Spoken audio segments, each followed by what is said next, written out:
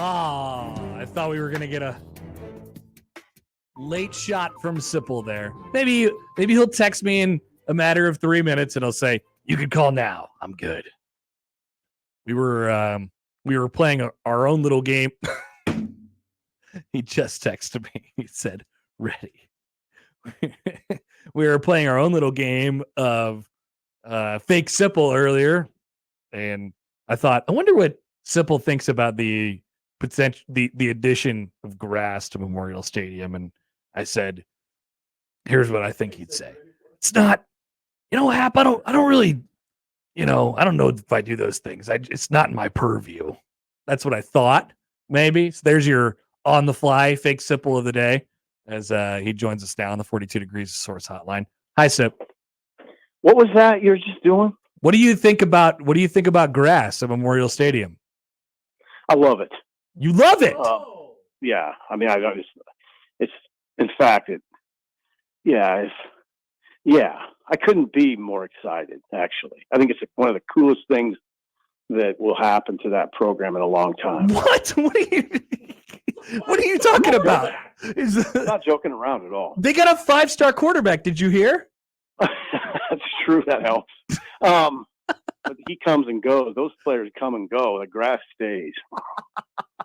It does. So I would have once again got the fake Sipple wrong because we were out in the hallway just doing an impromptu fake Sipple earlier, and I was talking about asking you that question. I said, I don't know. I don't think it's not really in my purview, Happer. I don't think about those things. But apparently you do. Wrong.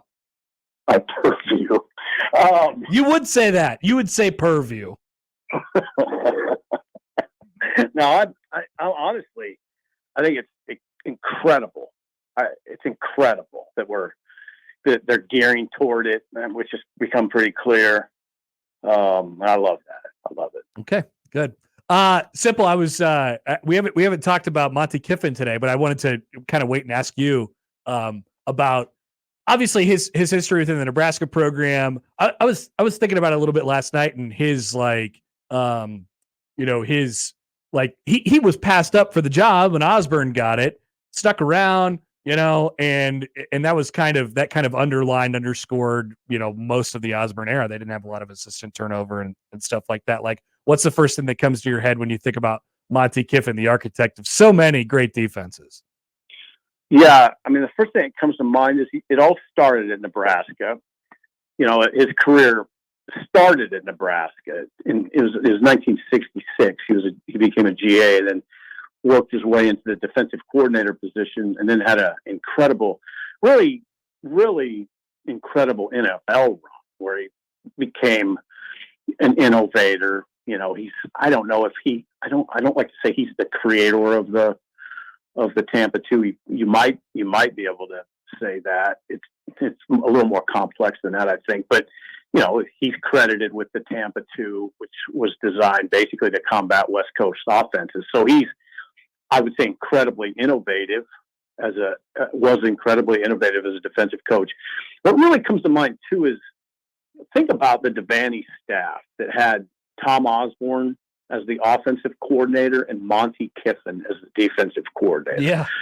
I mean, you think about Tom Osborne, I always like to say it because I like to put it in people's heads so they remember. He called plays for 5 national title teams. So you had Tom doing that. And, and anybody who's old enough can remember Tom calling plays and finding a play calling rhythm. And how many times do you even see that anymore? Where you're watching a game and you say, "Oh, that guy found a rhythm." You do. It happens, but it happened a lot with Tom. And then you have Monte, who's, an incredible defensive mind on the same staff, and with one of the best head coaches of all time. So there's no support. So in that regard, Nebraska's success during that period, not all that surprising. They had Hall of Fame coaches at the 3 most important spots. Bona fide, no doubt, Hall of Fame coaches.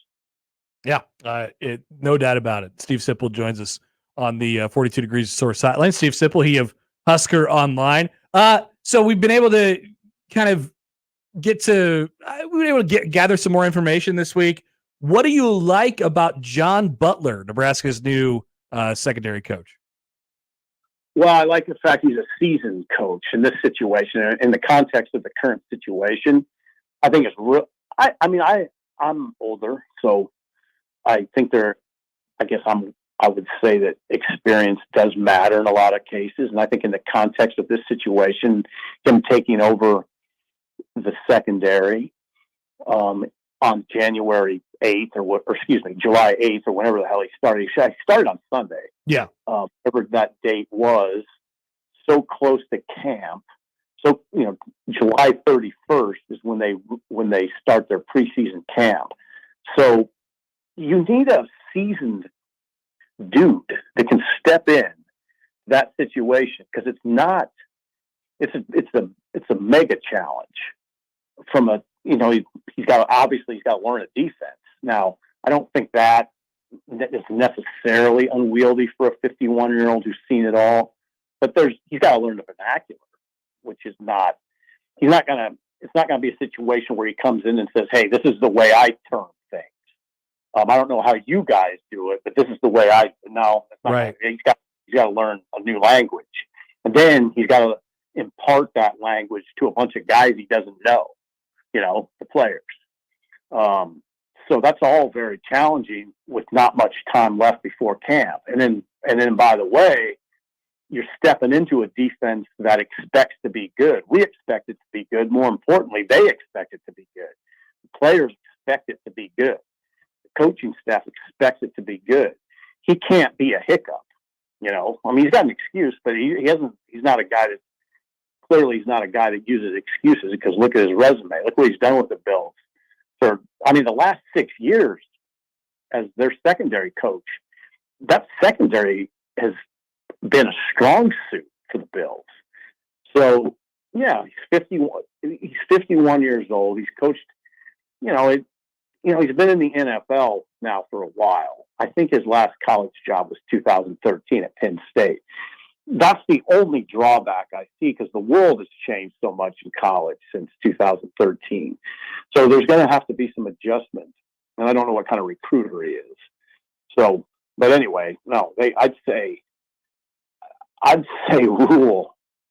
I don't only say he got lucky. He got lucky in the sense. It fell into his lap, though, a little bit, right? Yeah, kind of did. And I would say Rhule got lucky in the sense that this guy wasn't working. So. Right. A lot's been made about his style this week. What have you learned about that and how it sort of jives with Rhule in particular? Well, he's very demanding. He's no nonsense. He's probably not the type that's going to get too friendly with guys and coaches there's different. I wrote this in our deal today. There's different ways to skin a cat. I don't mind coaches that kind of get friendly with players, but I don't think this is one that will do that. Cooper wasn't one, and that's one way that this might help the transition, because Cooper was hardcore with the players, hard teacher, not a lot of compliments, and it took a while for the kids to adjust to that, because Travis Fisher was that way. He was a very kind of, he was more apt to become friends with a player or two or three or whatever, where Cooper wasn't. And I don't think this guy will either. I don't think this guy will be that way either. So in that way, the adjustment might not be quite as difficult, but it is an adjustment for everybody. Are you happy that they didn't listen to the masses and take away your not Jake, but your other co-host in the morning to go coach at Nebraska? Well, mixed emotions, because I think Bill belongs in big time college football. Yeah, he's proven himself in that regard. His resume is incredible, really, and I would have been happy for him. But yeah, we have a lot of fun on the show, so that would have been lost. But I guess mixed emotions on that one. It seems like he definitely wants to coach, though, right? From what I saw the clip that you guys put out, it seems like he definitely wants to coach. Yeah, I think it has to, at this point in his life, as a 58-year-old, he's not going to take anything, and he's turned down jobs. Right. And I know I don't know all. I know I'm privy a little bit, but he doesn't tell me a lot, to be honest. But I know it will have to be a good job. I think he really likes, he's been away a lot. He had his little stint here at Nebraska, his latest stint, but he's been he was LSU, Wisconsin, Rutgers, Utah, Northern Arizona. I mean, he's been in so many spots, and he likes being back here with his family. So it's not going to be, he's not going to just take any job. I'll tell you that right now. What is the significance of Nebraska naming 1890 their official NIL, correspondent? You could do a whole hour on that. You could. I mean, it's gigantic. I don't know. Some of it I don't completely understand, except it's Nebraska kind of moving the operation in a sense in-house already, in that, the donors get priority points. Yeah. It's hooked to priority points, which is cutting edge. I mean, I can tell you right now, there are football programs, athletic departments all over the country looking at Nebraska and going, God, they figured this out. We got to figure it out. If you're a Nebraska fan, if you look at it and study it, you would come away saying, man, Nebraska was cutting edge in so many areas for so many years, strength and conditioning, nutrition. And now look at Nebraska again. For a while, they haven't been cutting edge to anything, I don't think, for a while. But maybe nutrition. But this is an example. Nebraska's in great position right now in terms of their NIL. And now it's more, now with the acknowledgement that they're the official NIL collective, it makes it easier. It's more streamlined. There's visible unity, which there wasn't a couple. Yeah. It's definitely really, because I think, people often get confused, and they'll listen to our show, and they'll call us, and they'll be like, hey, we keep hearing that Nebraska has this like top notch and they're in great position from an NIL perspective. But I think they get that confused with the actual like money that they're throwing around. I think when we say that Nebraska is in, I'd like to hear your thoughts on this, Sipple. Like when you say that Nebraska is in great position, it's positioned itself well from an NIL perspective. What are we really talking about? Like, are we talking about them being in like just in ahead of the curve? They've figured things out before other schools have. Well, yeah, just the example of hooking donations now to priority points for donors. I mean, that takes care maybe of a little donor fatigue, where people say, "Why am I giving this money? Yes, I don't get anything back from it, really." Well, now they do. So, or they can write it off. So there's that, but it's more than that. What Nebraska has, and I don't know why I don't know why people don't recognize it. Their organization is ahead of a lot of people, mainly because the Pede family and really Sandhill. So in addition to 6 full-time employees at 1890 Nebraska, you have this operation every day at Sandhills that devotes 12 to 15 people to it. Web design, legal, accounting. I mean, come on, not everybody has that. Yeah. And that's just the Pede family and Sandhills Publishing being so deeply involved. The Pede family, and then, we're talking about billionaires, okay? I mean, but having the Pede family is like having T. Boone Pickens be actively involved, on a daily basis. So, T. Boone Pickens was a big donor at Oklahoma State that everybody knew, but he was very had a very high profile. The Pedes keep a very low profile.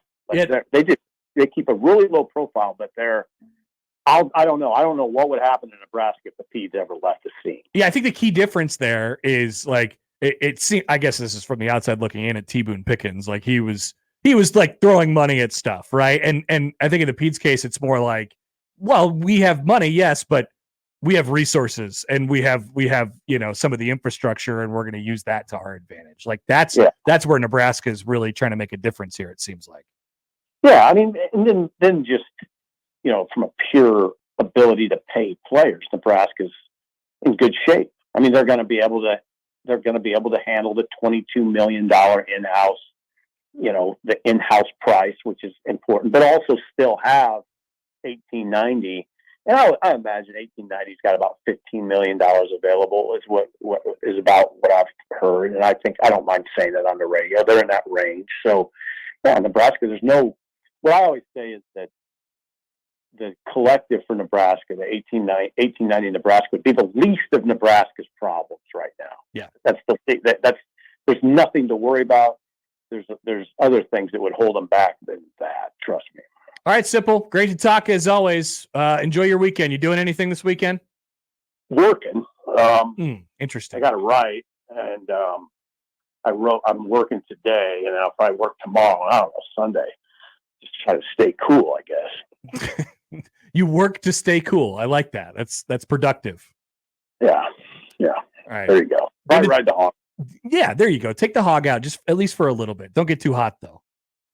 I won't. See ya. Thank you. See you later. Steve Sipple, HuskerOnline.com. There you go. Got him to take the hog out. That's what we were looking for. Yeah. That's why we asked that question. I usually ask him if he's going to take the hog out directly. No one's going to check if you did or didn't. Just tell us you're taking the hog out. So, text from the 402. Hi, 402. Man about age 57 gets out of truck and dances at stoplight. Sipple, Steve Sipple, is that you? I am, you know what? Like, I always think that I have Sipple pretty well read, like I kind of understand what he's going to think about things and all that stuff. His reaction to the grass thing genuinely shocked me. He was ecstatic. He was so fired up. Over the moon. Even though, Mustache Adam tweets and he says, Sip being more excited about grass than a player is so on brand. And it's on brand for him to be excited about that, but I did not think he would have that reaction. Like, Sip, a lot of the time, some of this ancillary stuff is like, yeah, I don't know. We got to think about really in the grand scheme of things, how much stuff like this matters. Just play the game. Yeah, I think we think about this, too much. Like he's got bigger fish to fry. That's usually the players come and go. Grass will be there forever. It's a great call by you. It's like, yeah, they got a 5-star quarterback. Simple. He said it's the biggest thing to happen to Nebraska in years. Yeah, in a while. Yeah. Like, well, I don't know. Love that guy. Absolutely. That's my reaction to every time we talk to him. Every time. Love that guy. All right. We will come back. If you have any reaction to what Sipple was talking, we could talk about NIL, I guess, a little bit. People always want to talk about NIL. It is July, after all. And it is indeed July. So that's what you talk about in July. You can do that. Hit us up, 402-951-1620. First, a reminder before we take a break that you can join the VIP club and sign up for 1620. The email, you'll be the first to know about all the exciting things. We'll have some very exciting things coming up later on in the late summer and the fall for 1620, the Zone's 25th anniversary. Hello. So you're going to want to sign up for 1620, the email. There'll be some cool content coming out from that. So get signed up on our website right now, 1620thezone.com.